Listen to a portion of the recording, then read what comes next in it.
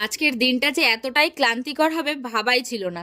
সকালে কলেজে যেতে হয়েছিল, কারণ যেহেতু আমাদের অ্যাসাইনমেন্ট দেওয়ার দিন চলছে, সেই জন্য আমাদের কলেজে এখন যেতেই হবে।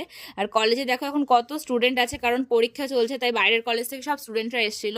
তো ফেরার পথে আমি আর কোয়েল যেই দোকান থেকে স্যান্ডউইচ প্রায় খাই, সেই দোকানেই গেছিলাম স্যান্ডউইচটা খেতে।